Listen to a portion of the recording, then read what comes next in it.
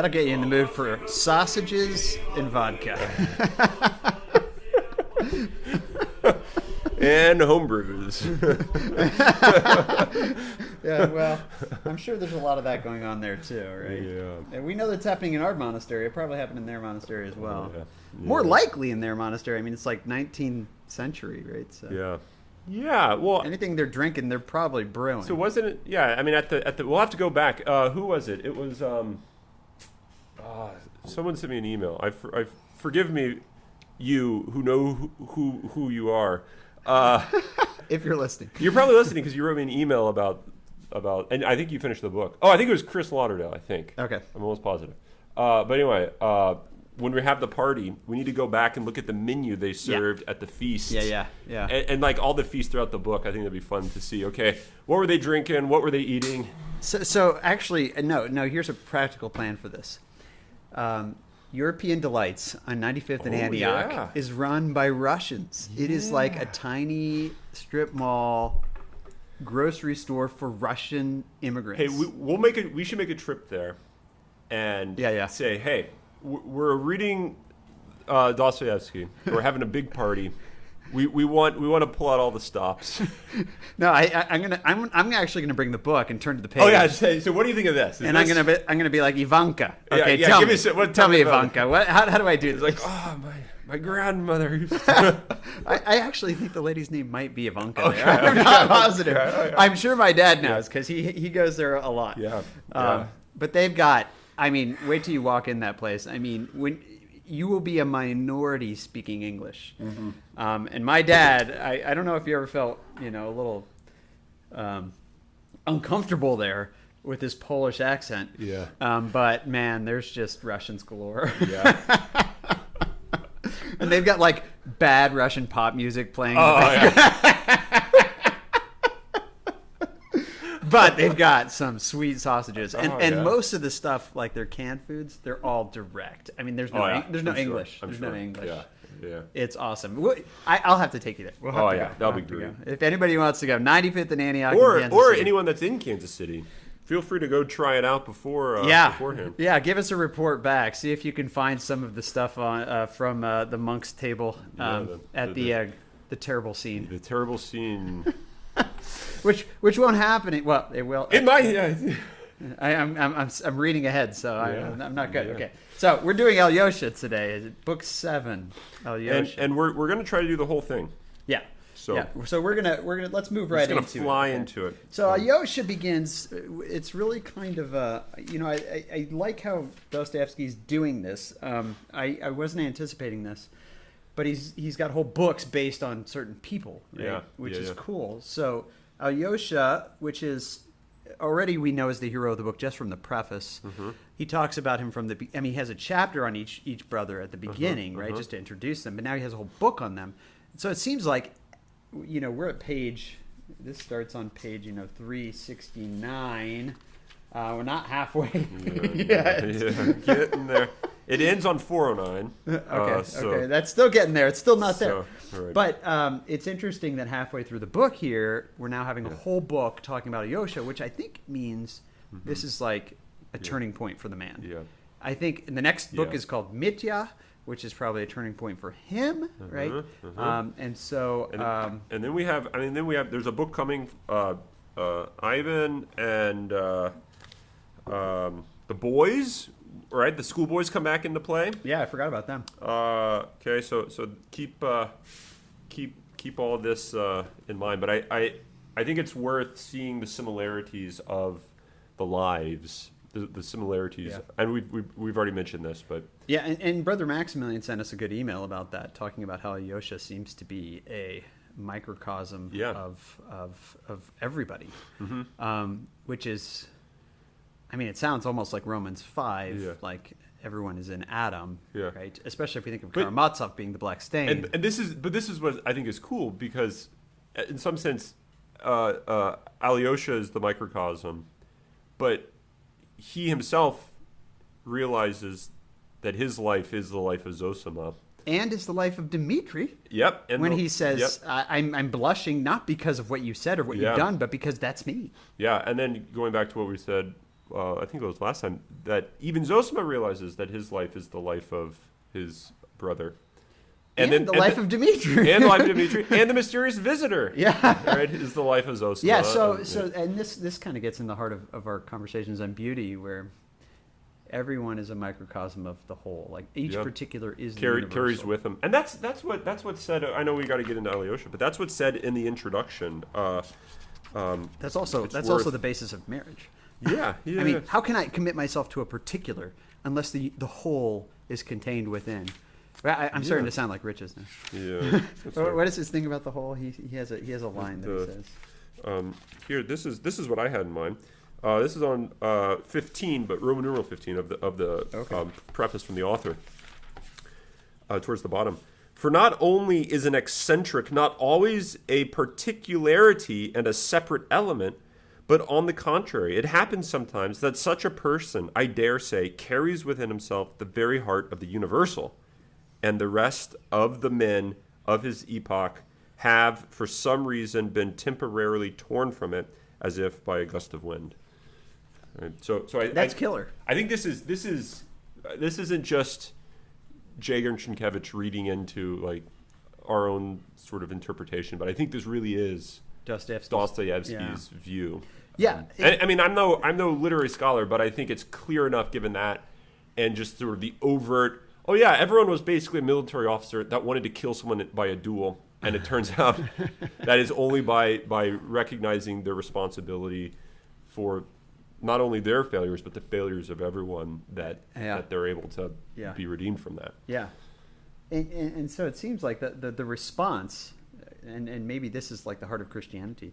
The response to the eccentric who carries the whole within himself is either to kill him or to love him. Yeah. Right. Yeah. And so in some sense, it seems like, sorry for Kathy and Khaki here, but it seems like we have recognized the eccentric, and we have loved that eccentric, which is saying that we think that they're kind of nutty, but that they contain the universal within them in some real way, not just the universal in a generic way. The particular contains that sounds weird to say. The particular contains the universal in a generic way, but I like how he puts it here. The rest of the men of his epoch, have for some reason been temporarily torn from it. So it has something to do with living now. That I think that Kathy has this like incarnation of the reality of the universal as expressed in a postmodern American context, which postmodern Americans have been ripped from. Right. But she is like, living it in some way. Yeah. I don't know. Yeah. I hope our wives listen to this. Yeah. My wife started listening to some of them. But like some of the people part of this reading group, they say I only have so many hours in the day, and so if I got to do something, I'm gonna read Dostoyevsky, which I agree. That's probably the right move to make. But they kind of have excuses of having 5 kids, right? Yeah. That's right. Okay. So breath of corruption. All right. So Zosima dies. At the very end of the book, right before it, like the last sentence or so, says something. Something. But this subject will be treated in the next book. I will only add here that before a day had passed, something happened so unexpected, so strange, upsetting, and bewildering in its effect on the monks and the townspeople, that after all these years, that day of general suspense is still vividly remembered in the town. So you're thinking, okay, so what is this? Yeah. And it doesn't really come out until, it's a beautiful title for the chapter, The Breath of Corruption. And the other translation, I think, has it as the odor of corruption. Okay. Which is kind of the opposite of the odor of sanctity, right? At least that's the term that we use in English. Yeah. Right. So I mean, and I was also thinking that it's a type of like incense, right? So here's right. And it kind of goes back to Zosima's own understanding of, remember the Job reading and the incense and seeing the incense. Yeah, right. So you don't really get quite off the bat what's this shocking event that happened basically the day that he dies. Until he keeps a couple like pages in, hinting at it. Yeah, I mean, you kind of see like no one ever thought that we would have to like roll down the windows or take the windows down. Yeah. and you don't get any like indication about what's happening, but eventually you find out it's because what's completely shocking is that everyone was so convinced that he was going to smell like roses when he died, Right. and B, within 12 hours he started smelling like a rotting corpse. Yeah. And that was, in some sense, like the other amazing thing, B, is they were so convinced that he was not a saint. Yeah. Immediately. Yeah. Right? Yeah, I mean, yeah. the whole town is talking about how pathetic this is and how terrible it is. But Yeah. And that, I think, is, for me, one of the more interesting things, the turn of the monks, right? Like what did the monks see in Zosima? I think the fact that they turned so quickly shows that they didn't quite see what Zosima really was. But neither did Alyosha. Yeah, and this, I think, is why Alyosha's the hero, or a hero, is that towards the end of this book, he is capable of seeing what Zosima really was. I mean, here's what's beautiful about this. He did see it, but he thought it was one thing, and it turned out he loved Zosima for something that he couldn't fully articulate, I think. And it wasn't until Grushenka comes along that he fully understands the glory of Zosima. Which sounds... Even in his rotting corpseness. Yeah, right? Which kind of... I mean, not to get too, like, theological here, but it sounds like the Dark Knight. I mean, the Dark Knight is this idea that really you don't know God, or you're not intimate with God until you have experienced, or maybe not experienced, anything of him, right? Mm-hmm. And so it's not until he has Zosima taken from him, Zosima begins to rot immediately, and he goes to the to Grushenka, who's like the huge problem of the town, that he begins to see what Zosima was, right? I mean, it's almost like an entrance into the cross. And it reminds me of that passage in the Gospels. Oh, you're getting real theological. I know. I'm getting. I'm like a Christian. Let's hope. The passage in the Gospels where Christ at the end says, "I have to leave you. Like I have to leave you, and it's unless I leave you, I won't be able to send another." And he's like referring to like the Spirit, another that will actually bring about a greater unity with me. I've never thought about it that way. So it's not that it's a cause-effect kind of thing. I have to leave so that I can do this thing. But rather it's only when you have been completely dumped. Yeah. I mean, that's how I'm interpreting it now, at least in the light of like the last 10 minutes. Yeah, well, in the last 10 seconds, that's how I'm beginning to interpret it too. Okay.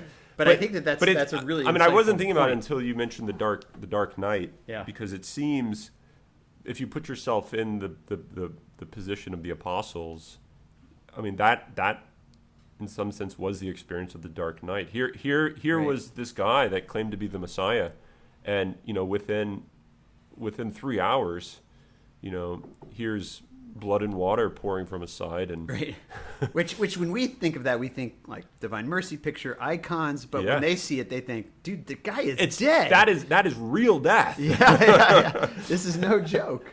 The guy is gone. Yeah. So this is really and so much fear that they like lock themselves up. Yeah. Right. So here, let's go back to this idea that standing before the Dark Knight, you also have a choice too. Mm-hmm. You can either go eat sausages, vodka, and go to Grushenka's. Right. Or you can be transformed. Yeah. I mean, that's the change. And I think the experience of the Dark Knight, or the absence in some ways you might say, is also harkening back to what we saw earlier in the rebellion chapter of Ivan. That in some ways is the the experience of Job. It's the experience of suffering. It's the Right. experience of Christ on the cross, of the abandonment of Right. the Father. And it's kind of only through seeing that you can understand the unity. Even touches. I mean, this is like Balthazar. Yeah, But no, it even touches there, right? So like complete abandonment, and it's not until you experience it as complete abandonment that you come to see that it is actually a source of maybe not source, but the perfection of union. Yeah, which is I think what's happening in this whole chapter or this whole book, right? Because what happens initially, right? Alyosha, he himself also notices a smell. I mean, it seems like it's impossible not to. And no one really wants to admit it because they know. Well, at least they don't want to say it out loud in the midst of the Yeah. presence of the corpse. Yeah. But there are a lot of people talking about Murmuring outside. outside, Yeah. right? There's only it's not said out loud in the presence of the corpse until Farapont shows up, Yeah. who is in some sense the anti-Zosima, I think. Yeah. Yeah, and it becomes pretty clear that this is the case, at least for me, 376. He uses this. So this is a great, in some sense, this is what Farapont has been hoping for. Yeah, wait. Right. Okay. Can I say one small thing, Yeah. which you're gonna love, which I just Yeah. noticed, even Yeah. though I highlighted it. Uh-huh. But now, as we've been talking, I noticed it. 373. Where is Alyosha? He's at the tomb of the old elder. And what is the old elder's name? Job. Job. That's right. Right. I mean, it's Father Varsanafi, but I assume his name was Job, right? Yeah. Particularly, one such whose memory was particularly cherished was an old monk, Job, who had died 70 years. Celebrated ascetic, rigid in fasting and silence. His tomb was pointed out to all the visitors on their arrival with particular respect. And that was the very tomb on which Father Paisi had found Alyosha sitting in the morning. Oh, okay. Another memory cherished in the monastery is that of Father. Okay, so it's not Father Varsanafi. Yeah. But Job is where he's at, and Job is also the reading that Zosima had when he had a real transformation to the scriptures actually are an encounter with Christ. Now I've had I forget how he put it, but a real encounter with the scriptures. Okay, so saying go on to Farapont. So Farapont seems to have been hoping for this to happen because he I take it he's looking for evidence to show that the elder tradition is, as he puts it here, false teaching, right? I mean, in some sense, the elder tradition is not keeping the fasts, and particularly Zosima is seen as, everybody's saying his teaching was false. He taught life was a great joy, not a vale of tears, which I think I pointed out a couple times ago. Yeah. He did not recognize material fire and hell. He was not strict in fasting. He abused the sacrament of confession. He ate cherry jam with his tea. Yeah, he drank tea, for that matter. He drank tea. Yeah, which was like, what is he? And yet at the same time, remember Father Farapont, who doesn't do all these things, does not follow the rule of the monastery. Right? There's no obedience in Father Farapont. There's just asceticism without obedience.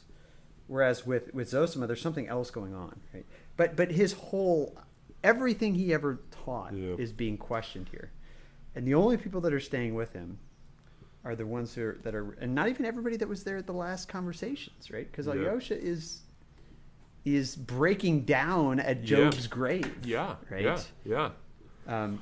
So anyway, Farapont shows up, right? Yeah, and I love the end of that paragraph on 376. It's put so the monk from Abdorsk who went to Zosima or saw Zosima do this miracle basically with the ladies at the little town square thing, right? Then goes to Father Farapont, has the conversation about the birds and the Holy Spirit versus fasting. the Holy Ghost and the fasting and all that. Yeah. Here as well, right? The monk from Abdorsk heard all this attentively, heaving deep sighs and nodding his head. Yes, clearly Father Farapont was right in his judgment yesterday. And at that moment, Father Farapon himself made his appearance, as though on purpose to increase the confusion. Oh. I didn't highlight that point. That's Very that pencil there. Very interesting. That it's almost as if he came for causing people to lose their faith in what Zosima was about, right? Yeah. I mean, this is, I think, an important. Yeah. The next paragraph begins. He was rarely left his cell. He was seldom seen at church. Yeah. I mean, he didn't even go to mass. The guy. I mean, they call him Father, right? Remember, they call everybody Father. Yeah. But he's not a priest. But I don't think. and that comes up later. Yeah, that comes up later because he's not going to have the same next song sung when he's carried out as Zosima, and Zosima's a loser. Which is interesting because check this out. This was great. So we'll jump ahead a little bit. 350 or 379. Well, we have to keep on track here. We got to keep going. Here we go. 379. We'll make one comment per page and just one sentence per page. I don't think it's going to happen. Yeah. But anyway, so Father Farapon's really upset, and he says, tomorrow they'll sing. This is 379? 379, right? Yeah, right in the middle. Yeah. He's arguing with Father Paisi. Father Paisi's like, get out of here. Yeah, that's pretty bold to say to Farapont, who is well respected. Yeah. For And his he's like, fasting. get out of here. Yeah. I was kind of shocked and I guess more enamored with Father Paisi when he was just doing that. Yeah. I love it. So this is how he puts it. You speak lightly, Father Paisi too raised his voice. I admire your fasting and severities, but you speak lightly like some frivolous youth, fickle and childish. Wow. Go away, Father, I command you. Wow. Father Paisi thundered in conclusion. Notice, though, that language comes up right after he came into the cell saying, casting out, I cast out. Yeah. Which actually, I love how he puts it. Anybody who was with him knows that everywhere he goes, he says this. But anybody who wasn't probably thought he was saying, this place is filled with demons because of Zosima's dead body. Yeah. And then, and he might have meant that as well. Yeah, he might have meant that as well. Again, he came almost on purpose. Yeah.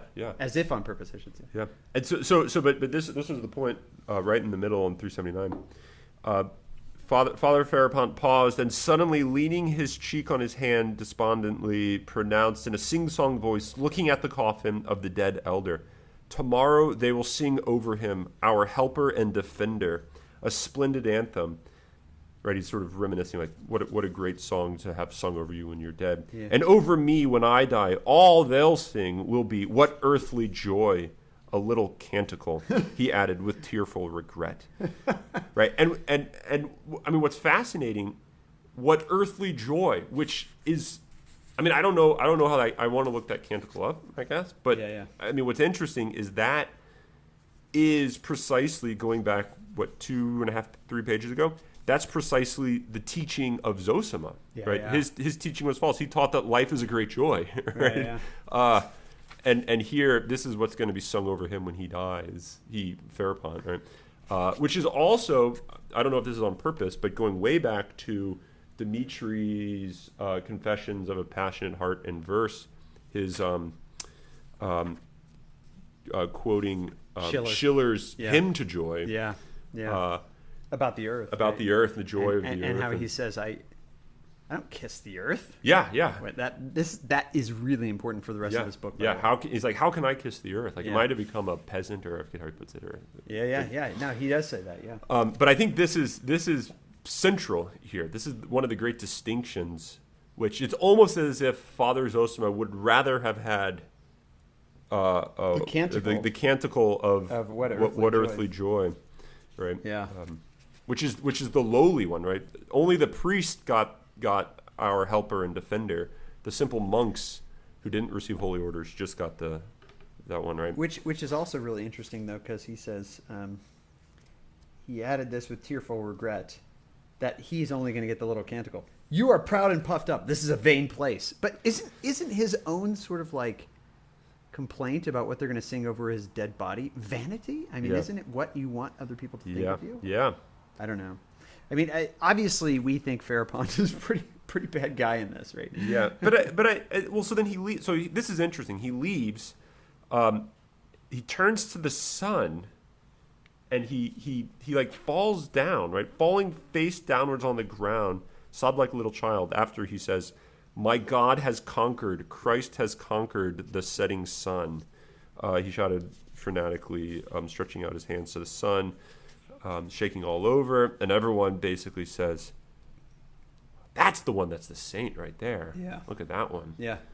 I mean, I'm not exactly sure how to interpret this whole situation. Yeah. But it's pretty clear, I think, that the what Dostoyevsky's trying to propose here is this just complete chaotic disorder, external as well as internal, of like most of these people, and then all of a sudden the bells ring, and then they all, okay, we have to like, and now we all go, right? So I think there's this questioning of what has become of the monastic, like what is the monastic ordered life? That is the life of fasting, the life of like what fruits does that bear?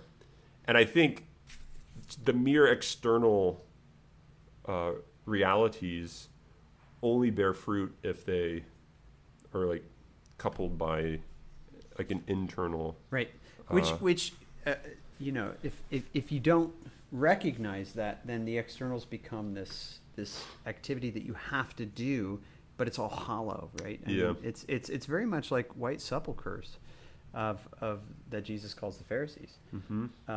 And it's always a threat in any sort of Christianity, because the piety itself can become the center. By piety, I shouldn't say piety, because piety actually could mean something like interiority. But, right. But what I mean is the pious practices become the center rather than the interiority. Yeah. Right? Now, that's not to reject the pious practices and say that those aren't necessary. But they should always be an expression, a communication of a lived reality. Right. Right. So and there's a mutuality too, because if you don't have the expressions, then you don't have the interiority either. You can't. So it's kind of like you genuflect for the communication of this deep internal genuflection you make, but you in some ways would never have that deep internal genuflection without, if you didn't actually touch your knee to the ground. Yeah. And I think that's what this book largely is about, right? Yeah. These two worlds come together into a quite literal, like, incarnational way. Like the universal truths become and can only be understood and communicated via the fleshy, smelly earth. Yeah. Which, if we keep moving, we'll get there. We're getting there. Let's move to the critical moment. Okay, here we go. Well, there's a beautiful passage about Paisi saying, "Can this boy mean this much to my heart now?" Yeah. Which is awesome, because there's this recognition that even though Alyosha's young and Zosima's died, he's not left alone, because there's always this like handing on of the reality of the living love, which happens in Paisi, I think. And I don't, you know better than I do. Maybe he's going to come up here more in the future. But what happens now, right? Instead of Paisi ultimately being the one that Alyosha goes to, Rakuten shows up and becomes his buddy. Well, he goes and he lays under a tree. Who does? Alyosha. Alyosha, right, yeah. And actually, there's this really interesting passage, and I think it's worth quoting. Do you mind me quoting? Yeah, go for it. Okay, this is page 383. Why did Providence hide its face at the most critical moment, so Alyosha thought, as though voluntarily submitting to the blind, dumb, pitiless laws of nature? Okay, then comes this paragraph. That was why Alyosha's heart was bleeding, and of course, as I have said already, the sting of it all was that the man he loved above everything on earth should be put to shame and humiliated. So the author or the narrator, who actually kind of acknowledges that he exists as a narrator in this book, admits that Alyosha really isn't thinking like he smelled, therefore he was evil, but instead he can't believe that God would let such a holy and wonderful man be humiliated. And he goes on, I forget where this is in here, he goes on to say it was actually a matter of justice that he, like, so he wanted the miracles, but he wanted the miracles not to like confirm anything, but because he thought God ought to do this for him. Right. Because he owes it to him. Yeah. Justice for how he was faithful. Yeah. Yeah. Yeah. Which is a misunderstanding of faithfulness, right? So let me keep going here, though. This murmuring may have been shallow and unreasonable in my hero, but I repeat again for the third time, and I'm prepared to admit that it might be difficult to defend my feeling. This is the narrator talking. Yeah. I am glad that my hero showed himself not too reasonable at that moment. For any man of sense will always come back to reason in time. But if love does not gain the upper hand in a boy's heart at such an exceptional moment, when will it? Wow. I mean, I know. I feel like I need to take that to prayer for like a week. Yeah. That is a very interesting thing to say. And I think it corresponds to sort of the modern predicament of our hyper rationality. It almost reminds me of advice not really advice. I don't give advice on these matters, but thoughts that I've offered as perhaps worthy of testing and verifying for one's own self to students about vocational stuff, about like, don't overthink this. Wait, are these guys that come to your office and ask if they should date a girl? Yeah. I mean, that sort of thing, right? Because you know that happens, right? Yeah, you just say like, this is not. It would be better if you don't overthink it. Right. Right. And if you think the best way to approach this issue is to think long and hard about the best way to ask this girl out and the best way to like, or whether I should ask this girl out, or whether I should, and if I can't talk to the bishop. And if I can't think of the best way, then I shouldn't, and yada yada. And I think you're completely botching the whole thing by doing that. Right. Yeah. How many lives have been ruined by overthinking? Yeah. And what's great is now that seems like the complete opposite of what you would expect. I was just going to say what you would expect a philosopher to say. But here's what the man of sense will always come back to reason and time. Yeah. Right. And so I think what this narrator is arguing, not really arguing, just asserting, is that the person who is of true reason, the real reasonable person is the person who is capable of realizing that reason isn't like it's not to like trump love. It's something that is maybe even at the service of love, because this should be. Yeah, because this is a as you see the title of the chapter, this is the critical moment of Alyosha's life, and it's ultimately love that's leading him right into the darkness, if you will. Yeah. Which is where he's going. Yeah. And yet it's in the darkness because he's a lover. Yeah. That he recognizes.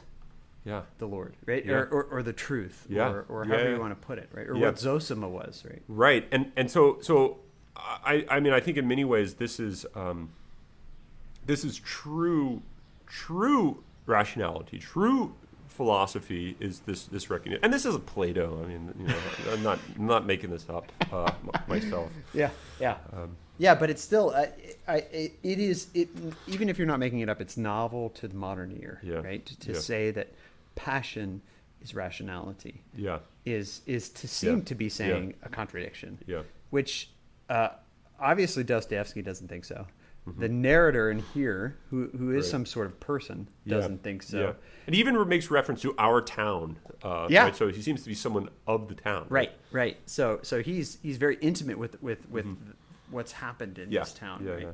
And so I think what Dostoevsky's trying to do here is say maybe we should rethink rationality in the way that we think about it, which I think is something that we've talked about a lot. Yeah. And I just seeing it come out here makes me feel even better for rethinking what rationality is. Yeah, and so D.C. Schindler has a collection of essays titled "The Catholicity of Reason" or something like that. Yeah.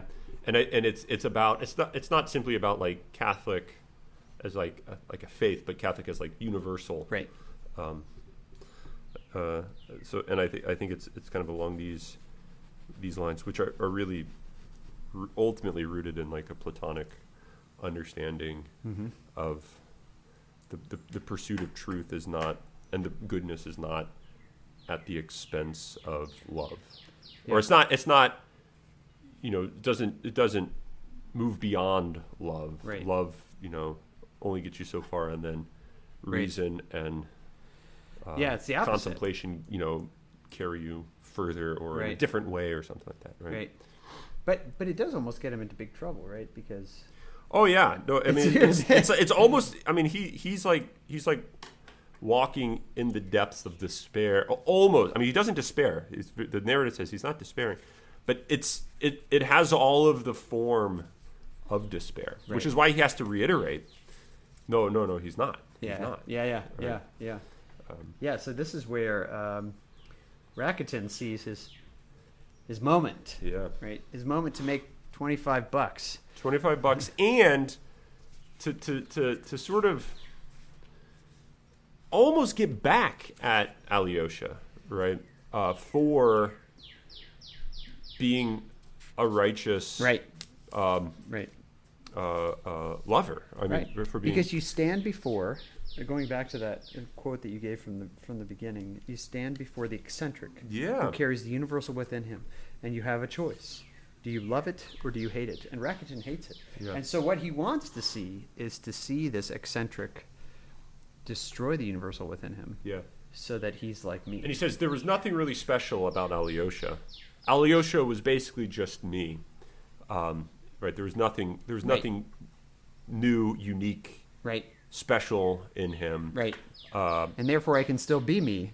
Yeah. Because he's me too. Yeah. And I can kind of remain isolated because there's nothing in Alyosha that I don't have, or that I should aspire to, or that I should desire. Right. Or that should be staring me in the face and saying, "Why are you not like this?" Yeah. Which is why the martyrs die. Yeah. Right. And which is so he starts at sausage, moves to vodka, then finally to Grushenka. Right. Yep. But this line at the end of the chapter is important, I think. Talking about Rakitin, he was a practical person, which already in my mind is an insult. Which contrasts with Alyosha. Yeah, who was unreasonable, right, or beyond reasonable, maybe. The lover. Right? Yeah. He was a practical person and never undertook anything without a prospect of gain for himself. That's interesting that the narrator identifies practicality with gain for oneself. His object in this case was twofold.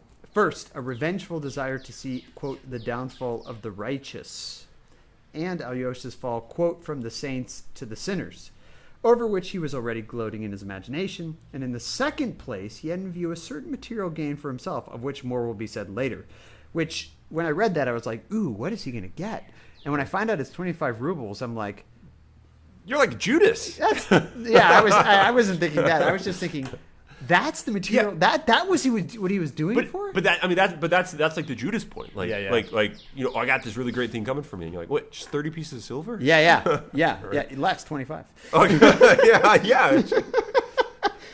So he is really excited because he's going to get $25 out of this. I mean, that's pathetic, right? Yeah. Ruining a person's life for that. Yeah. But it's more than that. I mean, I think the first, and I think it's interesting that he said first, the downfall of the righteous, saint to the sinner. Right. That's more important for him, right? Yeah. So they go to Grushenka, and Grushenka, who has told Rakitin that she will one day rip the cassock off that boy. Yeah. Yeah. And who the same girl who has said basically I will not take any clothes off Mitya or Fyodor. Yeah. But I'll rip the cassock off that boy. I mean, in a sense, it's the same thing, right? Yeah. I want to see the downfall of the righteous. I think she says that throughout in this chapter in one fashion or another. Like that's what she's kind of alluding to. Yeah. Is that she had the Rakitin spirit. Yeah. In her. Yeah. But they get there and you find out that she has been waiting for someone to come, and she's surprised. And dreading another, waiting for someone, hoping that this other person doesn't come. That other person's Dmitri. And then all of a sudden, here comes Alyosha, and she's always kind of. And she doesn't even. But she like can't recognize him at first. She's like, "Who have you brought?" Like, what? Him? And then she was like, "This is the worst timing. This would have been great any other time." Right? Yeah. But then she kind of warms up to the idea. Yeah. And she's just sort of like, joking about this whole situation and trying to make Alyosha just embarrassed. She's trying to just get him uncomfortable with himself, uncomfortable with the situation. Just, I mean, you get the sense that she's just using him like a. I mean, it's almost like violence in a sense. That, it is that violence. She's She exerting herself over him in such a way that like his pain is her enjoyment, and that's why she's doing it. Yeah, and she kind of says that at the end, right? This was my plan. Yeah. Because in a sense, it's almost like I want to get back at everyone because of what. Yeah. Unfortunately, not standing for all Poles. Yeah. The Polish officer has done to her. Yeah, we can let that go this time. So she's like, smiling at him. She's doing the Grushenka thing. And she comes and sits on his knee. She sits on his knee, which Mitya would have like paid another 3,000 rubles for. No, that would have been like 4,000. So here's this whole thing, and you can tell that Rakitin's very annoyed by this whole thing, right? Yeah. Like, why she's giving him all this attention, and He just gets more annoyed as he it gets goes more on, too. annoyed, and so it's almost as if he's saying, "No, there's one thing. This one comment he makes is really important. Mm-hmm. Don't." Page? He can, I forget where, maybe I'll mention it and then you'll be able to identify it. Okay. He's got a reason to drink, or he's rebelling against his God, is the phrase that Rakitin uses to Grushenka, and I'm trying to find it, but it's the same phrase that Alyosha uses when he's talking with Rakitin earlier, right. the previous chapter, and he smiles. He says, "No, it's not God. I just don't accept his his creation, or I don't accept his world. Yeah. And this is all going back to the Ivan Right. conversation of the rebellion, Right. And so here you have, this is what Alyosha is doing. Alyosha is rebelling, and rebelling against, in some ways, creation, and he's going to Grushenka to do this. I want to go to the worst thing that there is. Sausage, yeah, that's sort of sinful. Vodka, yeah, that's more. Yeah, my dad's done that one. Grushenka. Okay, let's go there. Yeah. This is going to be real rebellion against sort of the goodness, the beauty of creation. Yeah. And I wish I could find where that was. It'll come up. But then eventually, I don't know if we can just keep the ball rolling. But eventually, she finds out, right, that Zosima died. Yeah, she says, "Why are you so depressed, Alyosha? Are you afraid of me?" This is 393 at the top. He's sad. The promotion has not been given. Boomed Rakitin, right? Yeah. The promotion being sanctity, right? Or sainthood. What promotion? His elder stinks. And she's like, "What the hell are you talking about? Let me sit on your knee." And so she's still moving in here, right, at this point. And I love this line that they have about Alyosha here. There was nothing in his heart, such as Rakitin, for instance, watching him malignantly from his corner, might have expected or fancied.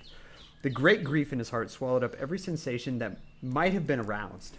And if only he could have thought clearly at that moment, he would have realized that he had now the strongest armor to protect him from every lust and temptation. So whatever Grushenka's trying to do, it ain't working.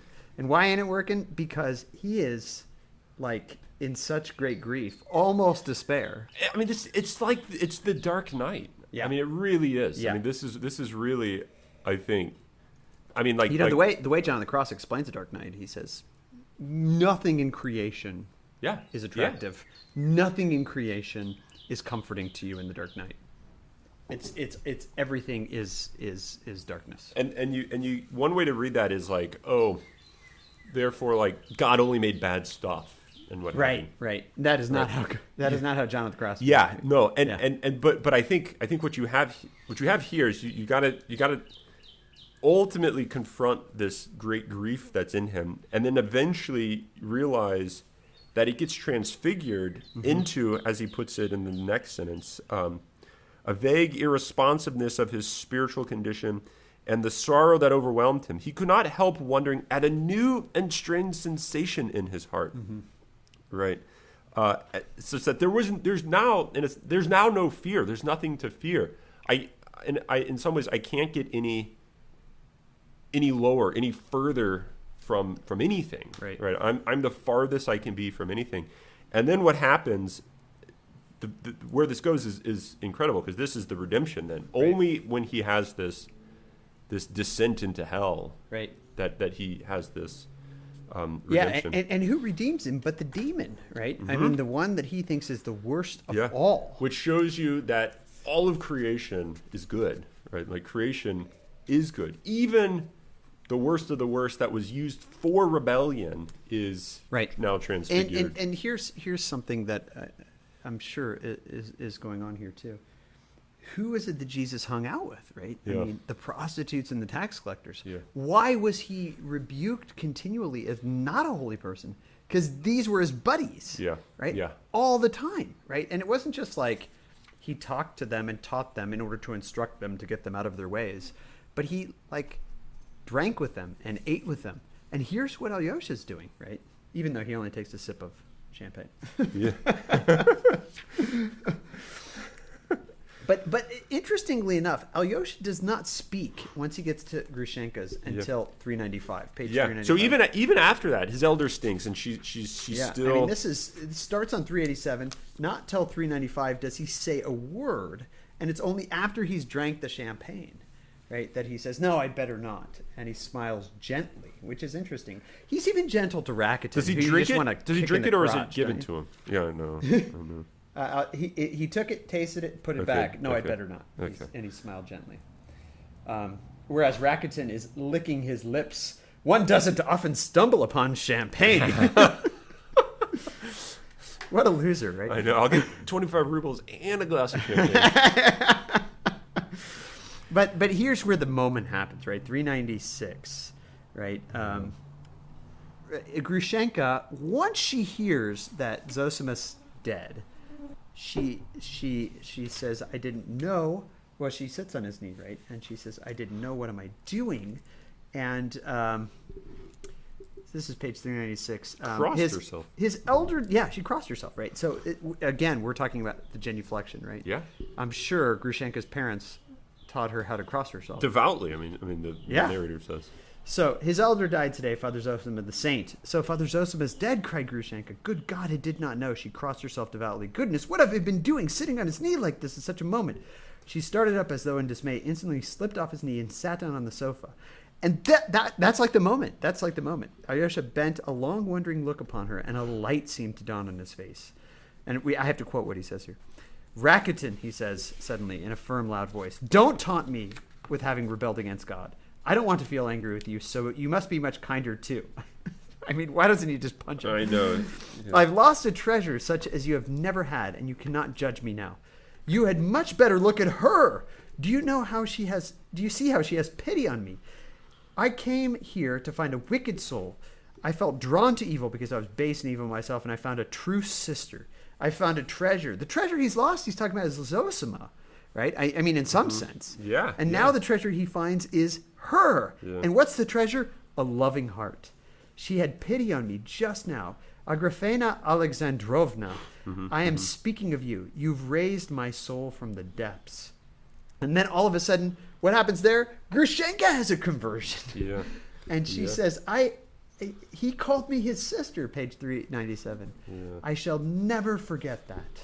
Mm-hmm. And she starts yelling at Rakitin and telling him he's a total loser and he shouldn't talk to them. Yeah. Like everything that we want to do to Rakitin. Because, of course, she's like on the cusp of conversion and Alyosha's kind of on the way. So he doesn't yell at Rakitin. He still loves him amazingly. Right? And it's here that the story of the onion comes up. Right? Each of them, I love this line, though, from the narrator. 397. Each of them was passing through a spiritual crisis such as does not come often in a lifetime. And so Alyosha's spiritual crisis, Zosima's death, and then his discovery of a loving heart in Grushenka, and loving her in a way that how does she put it? He loved me in a way that no one has ever loved me, not like that, kind of. She says something like that, right? Which means like basically guys lusting after her, which happens all the time. Yeah. And by his own family, right? So her own pity on him, despite her being Mary Magdalene of the story, right, is what converts him to really understand what Zosima was always trying to say. So it wasn't Zosima that did it. Yeah. I mean, it was, right, in the background. Yeah. But it wasn't him. It was Grushenka. And this is the gift of Zosima, that Zosima gave Alyosha the gift of being able to see Grushenka for what she is. Yeah. And that made him see Zosima for what he really was. Right. And it's like incredible. And it made Grushenka see, for the first time, really what basically a loving heart looks like, right? Because he loved her. And what a brother. And I feel like this is she's been adopted into the Karamazovs, right? She's now in a some sister. sense she's always been a Karamazov, right? Yeah, but we're all Karamazov. That's it. Yeah. But there is something about that, and I think that there's something about loving. This goes back to John, right? John's first letter. Oh yeah, he loved us first. It's not. It's not. Kathy was just talking about this, and she had a great explanation of it. I forget what it was. It's not that we seek discipline and mortification for the sake of loving, but it's that we were loved first. Yeah. Right. And I love this. In talking about love, so the 25 rubles shows up. Alyosha doesn't even care, even though Rakitin's really ashamed by it. Yeah, but not so ashamed as to pocket it. not so ashamed to not pocket it. Yeah. So, but then on 398, right? One loves people for some reason, but what have either of you done for me? That is such a Rakitin answer, right? And Alyosha's response, you should love people. No, Grushenka's response, I'm sorry. Now mixing them up because they're both true loving hearts. So similar. Yeah. You should love people without reason, as Alyosha does. Now I love this. That line right there is amazing because first of all, she understands loving people without reason. Yeah. But second of all, she only understands it in the particular of Alyosha. And there it is, without reason. I mean, that's what the narrator said at the beginning. He is, without reason. And yet he's in some sense returning to it, and it's getting completely it's more rational than it ever could have been. Right. That's what true rationality is. Yeah. And then this is great. So then the response, how does he love you? How has he shown it that you make such a fuss about it? And then she says, hush, you know nothing about us. And all of a sudden they are united. Yeah. And because earlier, this is great. Earlier, this is on 397 at the top, right after the spiritual crisis comment you made. He was so sensitive, that is the Rakitin, very sensitive about everything that concerned himself, but was very obtuse as regard the feelings and sensations of others, partly from his youth and inexperience, but partly from his intense egoism. Yeah. That in some ways he only wanted to know himself, or to understand himself, and to which is the perfect way not to know yourself. Yeah. Right.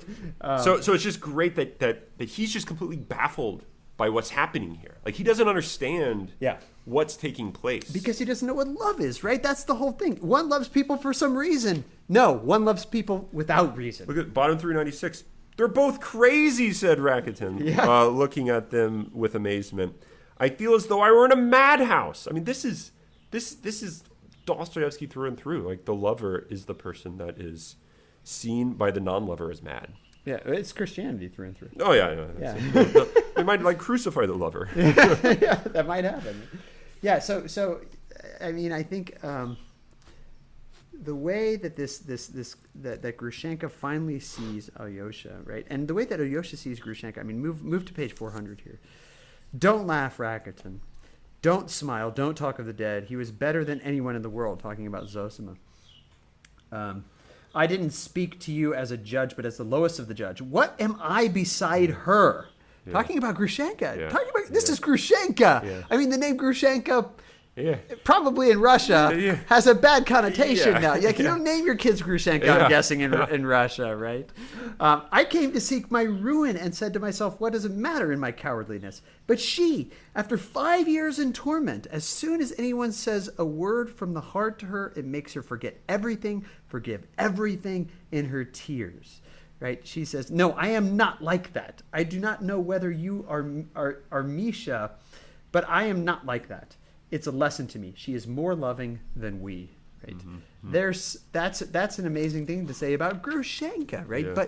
But he sees really what she is, and interestingly enough, it's in his seeing really what she is that she becomes what she is.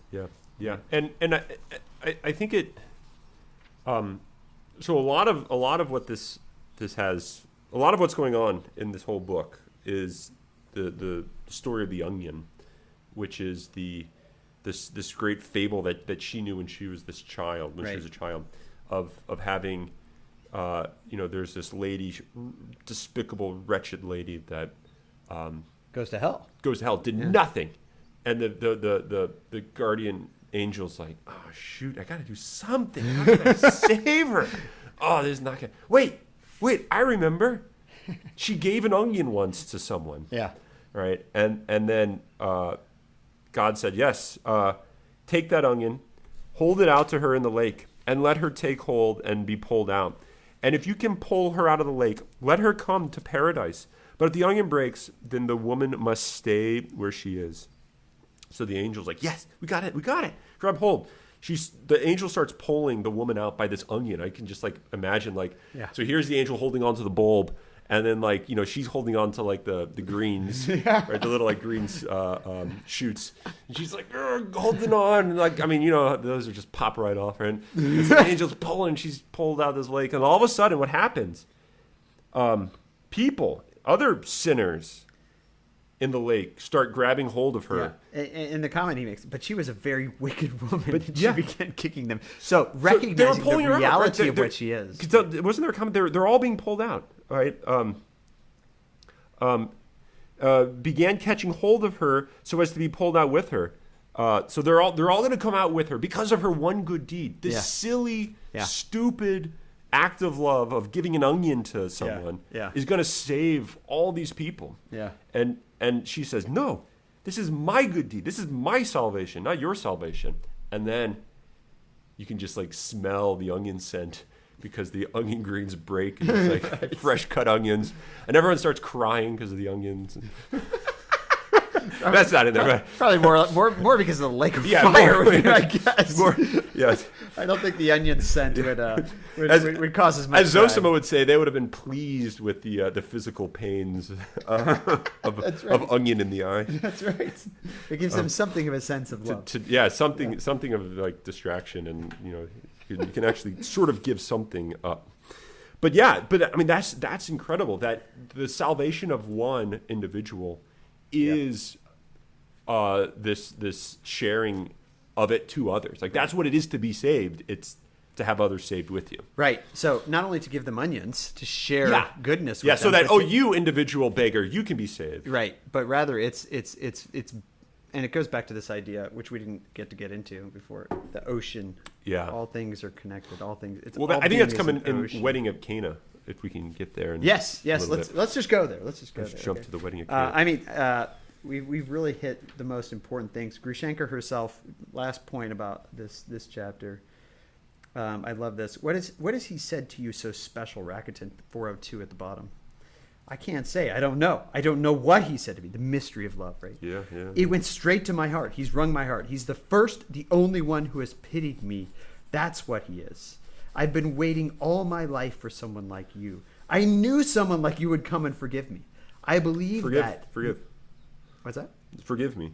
That's what I said. Yeah. No, I know. That's the thing, That's right? The thing. Yeah, because that's Markle, right? Mm-hmm. Forgive. Even if I've sinned against everybody, if I'm forgiving against it, that's paradise. Yeah.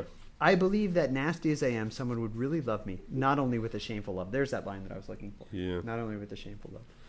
Right? Yeah. And so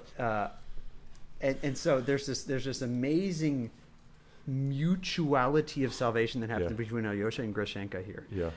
Which the two people that you would think, since the beginning of the story, these are the most opposite of characters, right? Even Grushenka is even worse than Fyodor, it seems like, because she's not just sensual; she's vengeful and